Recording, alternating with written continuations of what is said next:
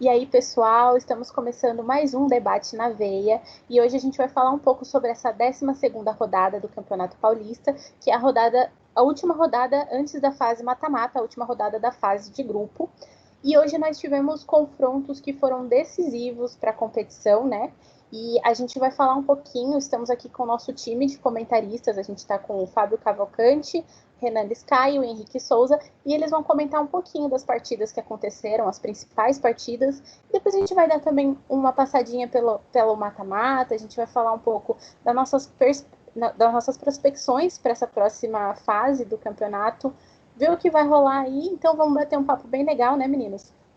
Sobre tudo o que está acontecendo no Campeonato Paulista. A gente vai começar com o Fábio, que vai falar um pouco sobre o jogo de São Paulo e Guarani.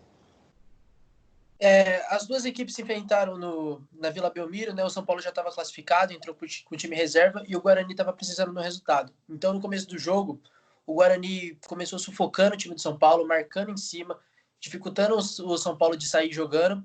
Só que com o tempo foi perdendo fôlego e o São Paulo, num bom contra-ataque, abriu o placar com o Everton, né?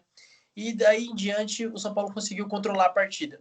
Mesmo que as principais chances na primeira etapa tenham sido do Guarani, o Volpi, que para mim foi o melhor jogador da partida, conseguiu salvar todas elas, apesar de errar no gol de empate do Guarani.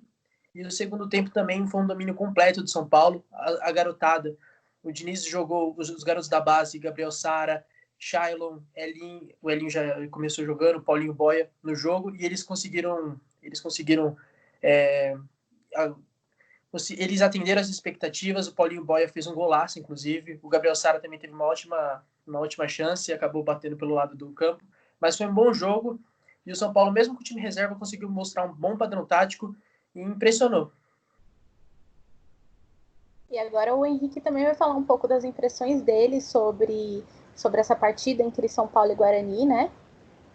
Rolou muitas especulações sobre o Diniz, né, pela parte da imprensa, sobre escalar o time reserva, falando quem entregar ou não. Pelo que o jogo a gente pôde analisar aqui, a garotada do São Paulo não importou se é garantir ou não a classificação do Corinthians, o seu grande rival. Porém, foram e fizeram o seu papel e garantiram a sua classificação, né? Conforme falou aí o Fábio, a molecada do São Paulo em si mostrou serviço. Elinho, Paulinho Boia, que entrou no lugar do Brenner, já aos 2 minutos que estava em campo já ampliou o placar. Teve o Gabriel Sacha também, que quase marcou um golaço, né? Entrou no lugar do Hernanes. Então foi aquele jogo assim, tipo, não quis saber se seu rival falou pro Corinthians, faz sua parte que a nossa aqui nós vamos garantir a nossa classificação, né? E também o Corinthians garantiu a classificação dele, né? De forma sofrida, mas garantiu. Eu acho que ao lado do jogo do Guarani e São Paulo, que era um jogo que era muito importante, o jogo do Corinthians e Oeste também foi um jogo muito importante para a rodada, porque o Corinthians não ficou dependendo apenas do resultado do São Paulo, e o Renan vai falar um pouquinho para a gente sobre como foi esse jogo. Muito se falou sobre, o São Paulo vai entregar, o São Paulo não vai, mas ninguém perguntou se o Corinthians ia fazer a parte dele. O Corinthians pegou o Oeste, que era um time que estava sofrendo ali contra o rebaixamento, é um time que também tinha suas ambições, precisava vencer para sair ali da questão do rebaixamento, e assim, botou frente a frente o time que precisava classificar e um time que precisava vencer para não cair. Então, prometia ser um jogo disputado, mas o Corinthians entrou assim, em marcha lenta. O Oeste começou pressionando o Corinthians, começou colocando pressão, o Cássio teve que aparecer 2 vezes durante o jogo, né, no primeiro tempo, e assim, o Corinthians não teve um jogo de verticalidade durante a primeira etapa. Se a gente for analisar, o Luan apareceu pouco no jogo e muito se diz, mas ninguém ajuda o Luan. Só que o Luan também, ao meu ver, não se movimentou tanto a ponto de querer participar do jogo, ao ponto de querer buscar a bola. Bocelli recebeu pouquíssimas bolas durante o jogo até ele sair, quando o Sidmar, zagueiro do Oeste, entrou um pouco mais forte numa bola aérea e aí ele teve até que sair, tá até no hospital fazendo exames. Então, assim, aí o Luan teve que virar um centroavante, porque o Corinthians dispensou o Wagner Love, né, fez a rescisão de contrato, o Gustavo foi jogar na Coreia, estava emprestado com o Inter, o Corinthians não tinha centroavante. O Luan virou um centroavante, entrou o Matheus Vital, também perdeu o Everaldo ainda no primeiro tempo, também não estava aparecendo, colocou o Janderson ali para manter o padrão de velocidade pelos lados do campo, E o Corinthians apostava muito em jogada de bola invertida, padrão do time do Thiago Nunes com Cantillo. Só que tem uma diferença, o Corinthians não tem o Cantillo hoje. O Corinthians apostava em bolas invertidas que não chegavam, que não tinham objetividade, eram bolas que a defesa do Oeste rechaçava com maior facilidade, sem nenhum problema. E aí o Corinthians pouco finalizou no primeiro tempo. Na verdade, a única finalização que teve foi o gol, que foi um cruzamento do Luan, né? Por mais que ele não tenha aparecido na cobrança de falta, ele bateu a bola e o Avelar conseguiu escorar para o gol. Até acho que o goleiro Glauco do Oeste deu uma contribuída, porque tentou adivinhar um lance que ali é uma bola batida na direção do gol, ele tentou adivinhar e o Avelar conseguiu subir antes e fazer 1-0.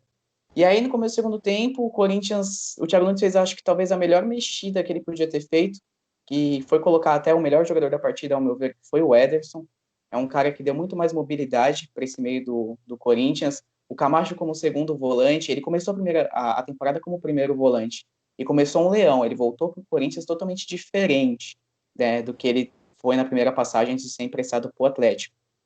E aí, só que ele tá tendo que atuar como segundo volante agora, porque sem o Cantillo, o Gabriel assume o papel de primeiro e ele sobe para aquele box to box. Só que ele não tem como é que eu posso dizer, essa facilidade de desenvolver essa função.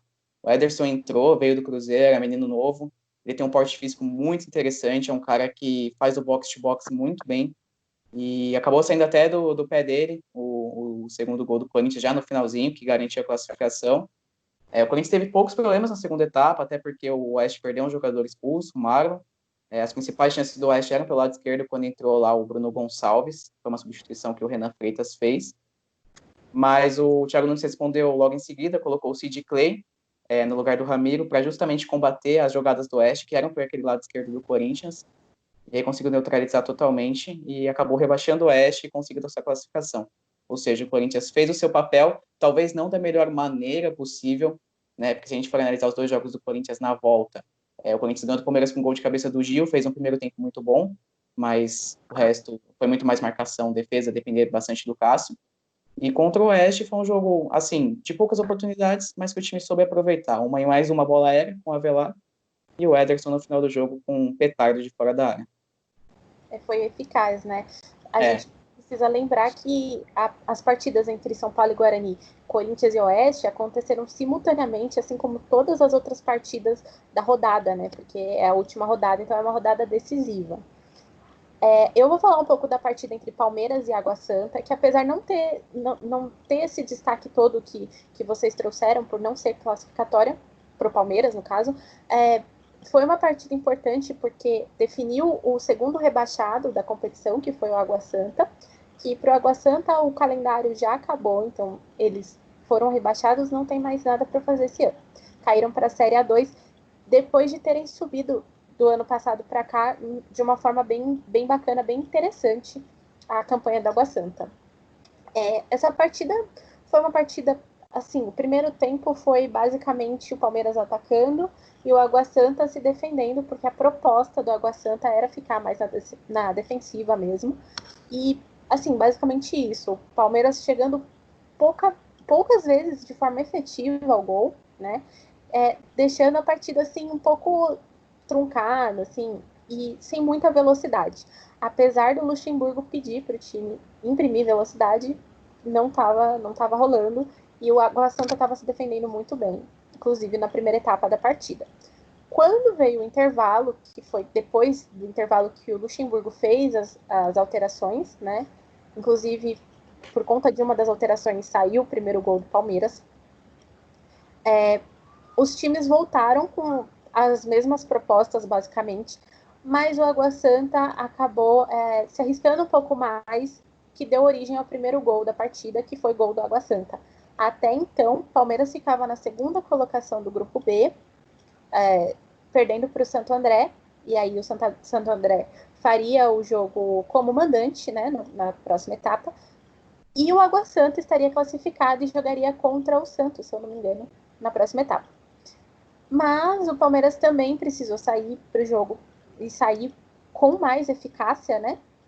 E então o Marcos Rocha deu um passe e o Ramires abriu o placar para o Palmeiras, empatou a partida. O Ramires que fez seu primeiro gol vestindo a camisa do Palmeiras, e depois foi o Luiz Adriano que fez o gol de rebote do pênalti, né? Porque, na verdade, o juiz marcou o pênalti, o Luiz Adriano chutou, o goleiro Giovani defendeu, mas caiu no pé do Luiz Adriano, ele empurrou para os fundos do gol.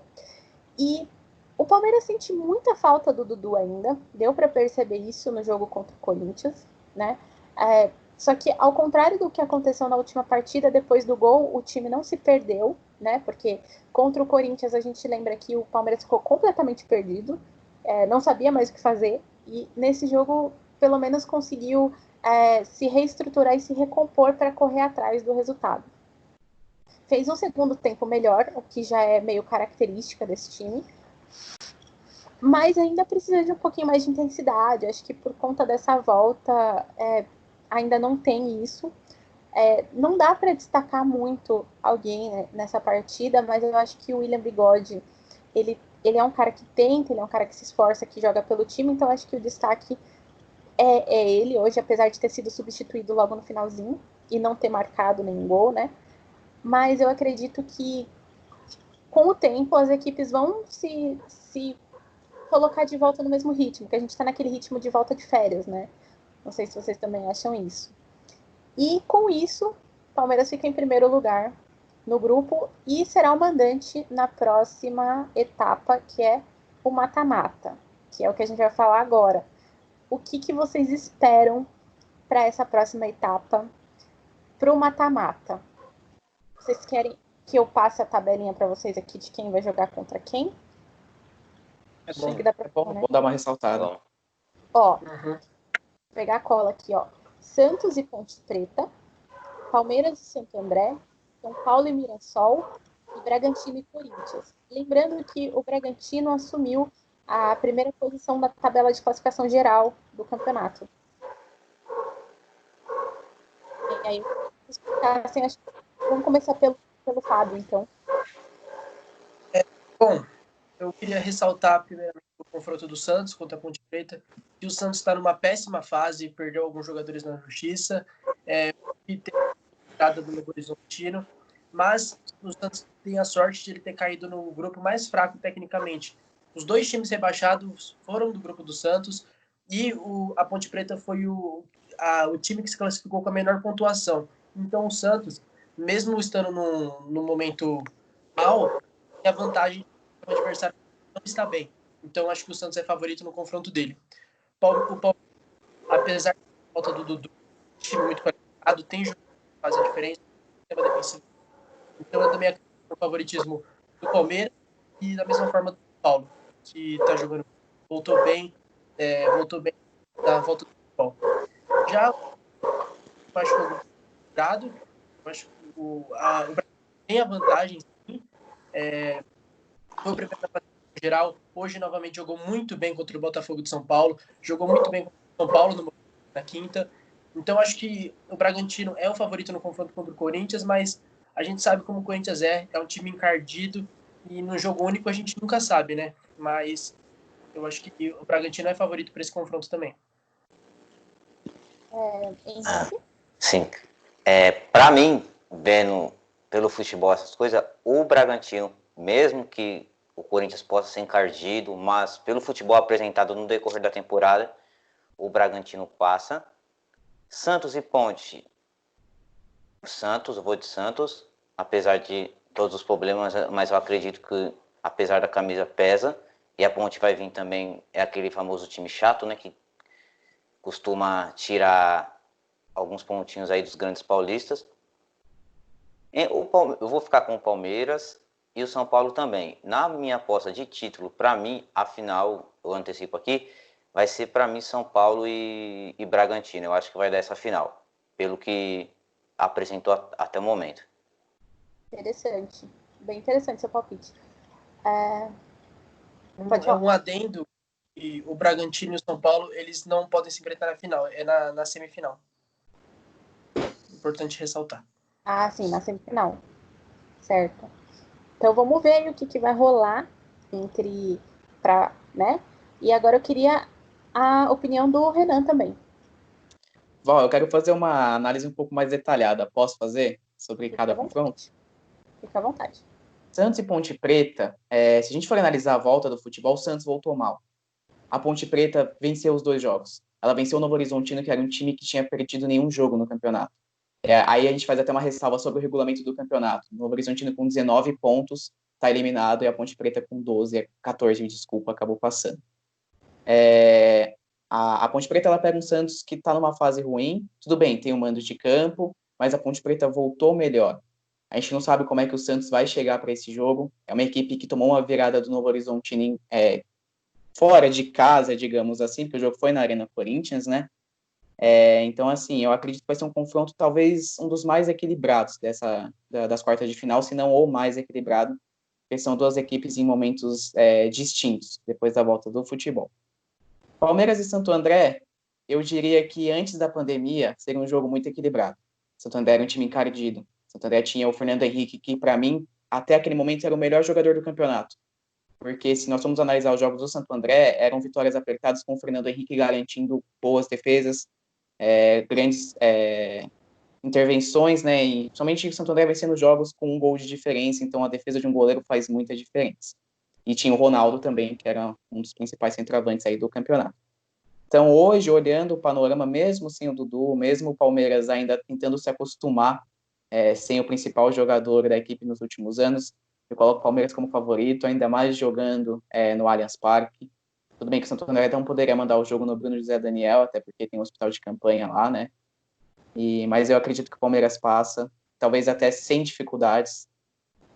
Parando para analisar o grupo de São Paulo, eu diria que o grupo de São Paulo, assim, o São Paulo é pleno favorito a passar pelo Mirassol.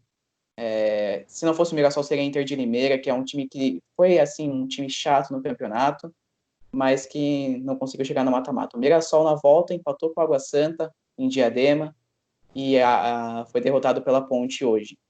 Eu acho que o São Paulo mostrou hoje com os meninos que pode contar com a molecada do banco também. É uma equipe que vem se acostumando ao sistema do Diniz, tem desempenhado um bom futebol e talvez para mim é um dos favoritos ao título. E já chegando no confronto Bragantino e Corinthians, primeiro a gente tem que enaltecer o trabalho do Felipe Conceição no Bragantino.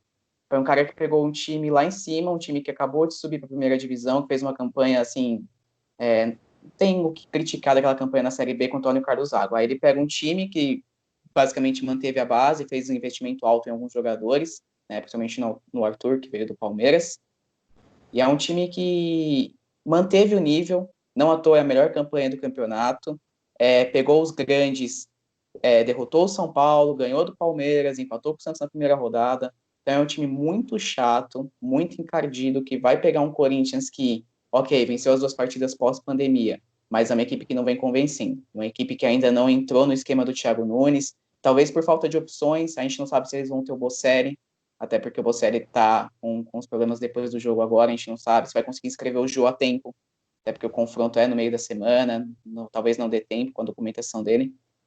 Então, eu apostaria também no Bragantino em cima do Corinthians, mas não também tirando a possibilidade do Corinthians passar, até porque no Paulista o Corinthians é muito chato, principalmente quando chega a mata-mata.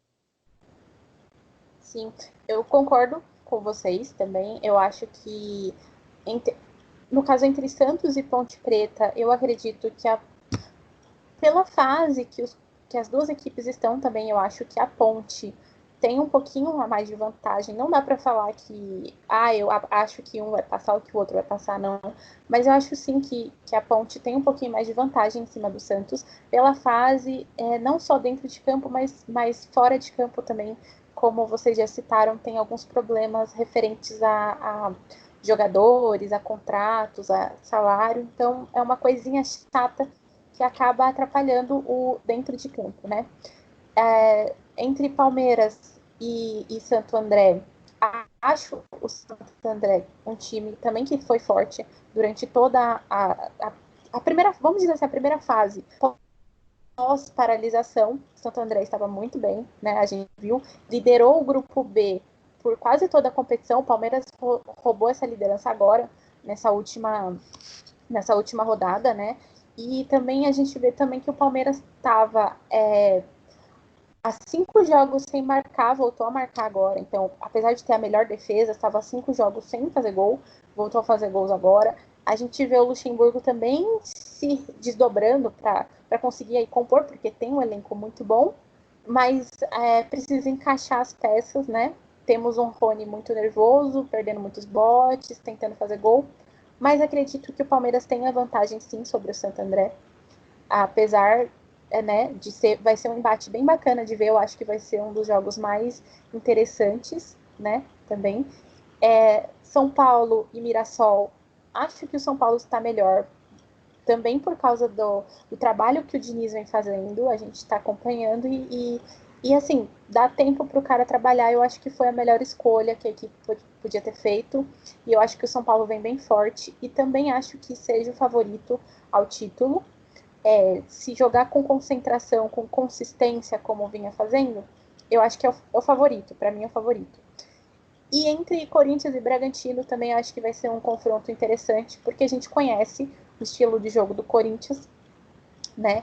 E a gente tá vendo que também o Bragantino está muito bem. Então eu acho que a vantagem, se tem alguma vantagem nesse confronto do Bragantino, é bem pequena em relação ao Corinthians, não por causa do que vem sendo apresentado, mas pelo que a gente já conhece do que o Corinthians faz quando chega em mata-mata, quando chega nessa fase da competição, a gente já sabe que é muito chato jogar contra o Corinthians, então eu acho que o Bragantino é favorito sim, mas o Corinthians acho que não vai cair sem brigar, né? Se cair, não cairá sem brigar, né? E eu acho que é isso, gente. Mas para mim o favorito é o São Paulo nessa segunda fase. Acho que levantando a taça, né? Posso só fazer um adendo? Eu acabei Claro. cometendo um equívoco. A Ponte Preta passou com 13 pontos, não com 14. Eu acabei colocando um ponto a mais aí na conta, mas não, passou com 13 pontos. Acontece. Eu queria saber de vocês também, se vocês têm como, assim, porque é difícil, porque são muitas equipes, é um campeonato relativamente extenso e tal, mas eu queria saber se vocês têm um destaque de algum jogador que seja um destaque para vocês durante essa campanha das equipes, e uma equipe que eu acho que vocês acham que merecia ter ido para essa segunda fase e não foi. Queria começar pelo Fábio. Bom, a equipe que eu acho que devia ter classificado, como foi dito pelo nosso amigo, foi o Novo Horizontino, que com 19 pontos, uma derrota, acabou ficando de fora porque estava no grupo com o Santo André, que até a pausa era o líder da classificação geral, e o Palmeiras. Então eu achei bem justo o Novo Horizontino ficar fora. E bom, o destaque da competição, eu acho muito difícil não citar o Ítalo, do Bragantino, que foi o artilheiro da competição com 7 gols, mas também a gente teve o Daniel Alves jogando, acho que em desempenho talvez ele tenha sido o melhor jogador da competição, o Arthur, que fez 3 gols, deu 3 assistências, o Fagner do Corinthians, que deu 5 assistências. Eu acho que a gente teve um campeonato que, apesar de ter alguns momentos fracos, tecnicamente tivemos alguns destaques individuais, mas o meu vai ser o Ítalo, o artilheiro da competição. Certo. E Henrique? Para mim, assim, o destaque que eu acompanhei muito bastante também foi o Igor Gomes do São Paulo. A característica de jogo dele, né, de assistência, de dar passe, a forma que ele fez o meio-campo ali de São Paulo ganhar um corpo, né? Que era o que faltava ali para fazer aquela movimentação e o ataque do São Paulo, né?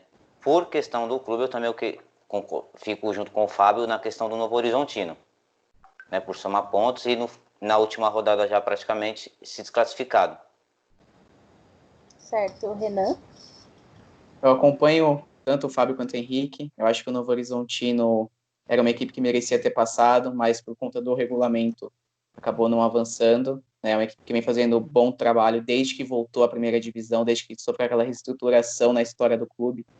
É uma equipe que vem fazendo bons campeonatos e esse ano, sem dúvidas, merecia ter passado. E como destaque, eu apontaria o Arthur, do Bragantino. É um jogador que ele foi contratado por uma quantia bem alta, junto ao Palmeiras. É um jogador de muita velocidade, é um jogador que tem criatividade. Talvez no Palmeiras merecia ter um pouco mais de oportunidade. A gente pode até analisar, talvez nesse momento que o Dudu acaba indo embora, talvez se ele tivesse essa chance que ele precisava ter, mas foi para o Bragantino e, sem dúvidas, é um dos destaques do time, juntamente com o Ítalo. E se eu tivesse que falar antes da paralisação, eu repito, eu ressaltaria o Fernando Henrique, que era de Santo André, hoje está no Brasiliense. Certo. Eu acho que a equipe que deveria ter se classificado, eu acho que vai ser unânime, que eu também acho que o Novo Horizontino fez uma boa campanha até então, né? E por conta do regulamento, realmente foi um negócio bem, tipo, não classificou. E temos equipes com desempenho bem inferior que classificou e o Novo Horizontino ficou de fora, o que é bem triste também. E se eu pudesse fazer um adendo também, uma equipe que eu acho que seria muito interessante se tivesse passado também, foi o Água Santa, que veio dessa campanha do ano passado para cá, fez uma campanha interessante, contratou muitos jogadores para essa fase final do Paulista agora, durante a paralisação, e não teve a oportunidade, né, de se colocar aí, agora está sem calendário. E também o jogador, eu acho que o Arthur, do Bragantino, porque assim, quando a gente acompanha o histórico dele, eu acho que ele devia mesmo ter tido mais chances na equipe do Palmeiras e agora está tendo no Bragantino e, tá fazendo o papel dele muito bem, né? Acho que semana passada ele fez um golaço, então acho que ele merecia também ter essa chance de poder participar entre os melhores da competição. Para mim, ele foi um dos destaques.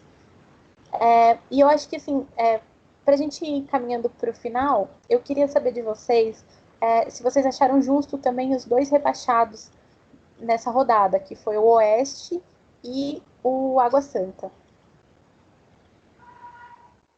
Bom, eu achei, sim. Foram dois times que tiveram campanhas muito fracas na competição. O triste é o Oeste na segunda divisão, por ser um time de uma cidade próxima aqui de onde eu moro, Barueri. E a gente sabe que tem um projeto bacana, a compra do Oeste fez parte desse projeto. E é triste ver eles saindo, mas eu acho que sim, foram os dois piores times em desempenho da competição. Henrique? Sim. Na questão, assim, por campanha, se for ver, eu fico também com o Fábio nessa questão, pelos pontos que não conseguiram almejar lá para conseguir a classificação, né? Então, foi as duas equipes mesmo que, vamos dizer assim, deixaram um pouquinho a desejar aí no campeonato. Certo. Renan? Eu concordo, eu acho que assim, o Oeste é uma equipe que a gente fica meio assim porque é uma equipe que é da segunda divisão do Campeonato Brasileiro, é uma equipe que já esteve até perto de uma vaga para a Série A, né, nos anos recentes aqui, e é uma equipe que vem com um projeto aí, uma equipe que era de Itápolis e veio agora para Barueri tem um tempo, mas que pega muito, ao meu ver, pega muitos jogadores jovens e não tenta desenvolver às vezes o que tem. Foi uma equipe que chegou, se não me engano, nas quartas ou na semifinal da Copa São Paulo esse ano, mas acaba fazendo esse projeto de trazer jogadores, principalmente da base do Corinthians, ou então que não estão sendo utilizados no profissional, e aí acabou colhendo os frutos, né, em um rebaixamento. Tem um técnico que me agrada, o Renan Freitas é um cara que é novo, tem bastante a desenvolver ainda, mas acabou sendo rebaixado depois de 2 anos de voltar para a elite do Campeonato Paulista. Já o Água Santa, eu colocaria lado a lado com o Botafogo. Eu acho que o Botafogo é uma equipe que foi bem constante nesse campeonato, mas com a vitória que conseguiu com o Guarani durante a semana, no decorrer da semana, conseguiu se livrar, porque sabia que no último jogo pegaria o Bragantino e que seria muito difícil uma vitória. Eles jogaram a vida contra o Guarani. Já o Água Santa são coisas do destino. A equipe podia muito bem se classificar, estava se classificando e tomou a virada do Palmeiras. Aí a gente pode até fazer um comentário sobre o regulamento do Campeonato Paulista, né, que coloca assim, a Penapolense sofreu com isso uns anos atrás. Ela estava no grupo de São Paulo, se eu não me engano, estava vencendo o jogo e aí acabou tomando a virada e foi rebaixada. É uma situação que às vezes o regulamento impõe a alguns times e eles acabam sofrendo com isso. Sim, o regulamento acho que atrapalha um pouquinho também nessa questão de merecimento, né, de classificação. Acho que nesse caso é um caso desses também. Concordo com vocês, apesar dos times não terem desenvolvido o que eles poderiam ter desenvolvido durante a competição. Acho que é uma pena para o Água Santa realmente não ter se classificado, como eu falei, agora há pouco. E também acho que o Oeste também, né? Quem sabe se o regulamento fosse diferente, talvez a gente teria outros resultados aí, né? Talvez outra tabela, não sei. E como você falou do jogo do Botafogo, que jogou a vida contra o Guarani, realmente, o Botafogo jogou muito contra o Guarani e foi, inclusive, um dos jogos decisivos, porque tirou a classificação antecipada do Guarani, deu uma força aí pro Corinthians também chegar mais perto, então foi um jogo importante também para o campeonato, né? Essas 2 últimas rodadas nós tivemos jogos muito importantes. A gente sabe o quanto que o clássico é importante, então Palmeiras e Corinthians também foi um jogo, apesar de ter um resultado assim magro para o Corinthians, foi um jogo muito importante para a equipe, que colocou eles de volta na briga, porque poderia ter sido um empurrão para eles, né, não conseguirem a classificação, mas a gente sabe que essas 2 últimas rodadas aí pós-pandemia foram de extrema importância para os resultados atuais da tabela. Antes de encerrar, meninos, eu queria saber se alguém tem algum palpite. Se vocês querem falar assim, olha, eu tenho palpite, eu quero falar aqui.